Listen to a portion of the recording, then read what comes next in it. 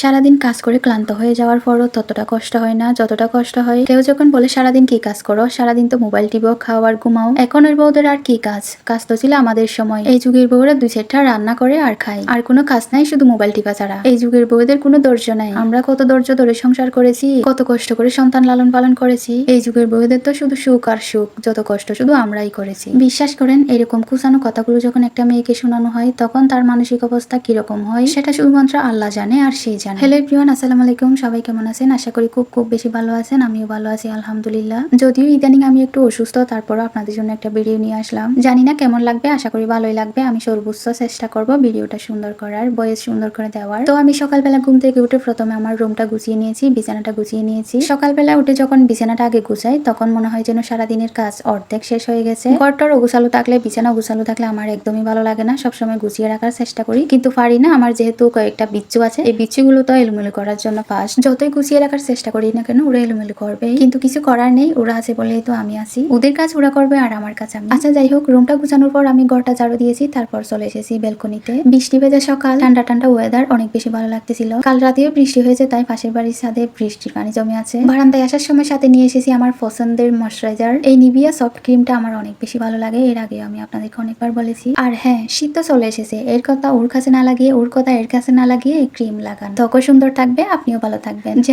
কথাটা আমি মজা করেই বলেছি, কেউ কিছু মনে করবেন না, কারো গায়েও নেবেন না। আমি আমার ভিডিওতে বলা কোনো কথাই আমি নিজের জন্য বলি না, অথবা অন্য কাউকে মিন করে বলি না। যদিও অনেকে ভাবেন যে এগুলো আমার জীবনে ঘটে গেছে, আমার জীবন নিয়ে আমি কথাগুলো বলি। আলহামদুলিল্লাহ, আমার 7 বছরের সংসার নিয়ে আমি অনেক বেশি ভালো আছি। আমার শ্বশুর শাশুড়ি, আমার যা, ননদ আর আমার হাজবেন্ড তো অনেক ভালো মানুষ। ওনার মতো মানুষ পাওয়া আসলে ভাগ্যের ব্যাপার। অনেক ভাগ্যবতী আমি, তাই ওনার মতো একজন মানুষ পেয়েছি, খুব ভালো মানুষ একজন। তাই আমার ভিডিওতে বলা কোনো কথাই আপনারা সিরিয়াসলি নেবেন না। আমি আশেপাশের ঘটে যাওয়া ঘটনা থেকে বা অনেক কিছু থেকে আমি এই কথাগুলো বলি। আর হ্যাঁ, আমি যেহেতু ছোটখাটো একটা কন্টেন্ট ক্রিয়েটর, আমি ভিডিওতে বলার জন্য অনেক কিছুই বলে থাকি, এগুলো আপনারা সিরিয়াসলি নেওয়ার কিছুই নেই। আচ্ছা যাই হোক, আপনারা তো খুব বুদ্ধিমান, আমার কথাগুলো খুব ভালোভাবে বুঝতে পারবেন আশা করছি। আচ্ছা, আমি বেলকনি থেকে এসে তারপর উঠানটা ঝাড়ু দিয়ে দিয়েছি। দেখেন সূর্য মামাকেও কিন্তু দেখা যাচ্ছে। আমার কিন্তু সকালবেলায় খুব ভালো লাগে, কাজ করতেও ভালো লাগে। যখন মন চায় অনেক বেশি কাজ করি, যখন মন চায় তখন তো কাজ করতে ইচ্ছে করে না, জোর করেই করি আর কি। যেহেতু শ্বশুর বাড়িতে থাকি, কাজ তো করতে হবে। আরো আমার 2টা বাচ্চা আছে, বাচ্চা থাকলে তো মায়েদের কোনো কাজের শেষ নেই। উঠান ঝাড়ু দেওয়ার পরে এখন চলে এসেছি রান্না করে। এখন রান্নাঘরটা একটু গুছাবো সুন্দর করে, যদিও রাতে ঘুমানোর আগে গুছিয়ে রাখি। রান্নাঘরটা গুছিয়ে নিয়ে তারপর নাস্তা তৈরি করবো। তাহলে তেমন একটা বেশি কিছু করিনি, উটভাজি করেছি। এটাকে আপনারা কে কোন নামে চেনেন আমি জানি না, আমরা বলি চুলা বুট। মুড়ি দিয়ে খেতে আমার অনেক বেশি মজা লাগে। আর সাথে চাটা করছিলাম, সবগুলো তো আর ভিডিও করা হয় না, বাচ্চাদের নিয়ে স্কুলে যেতে হবে, অনেক তাড়াহুড়াই ছিলাম। আর হচ্ছে নুডলস ভেজেছি।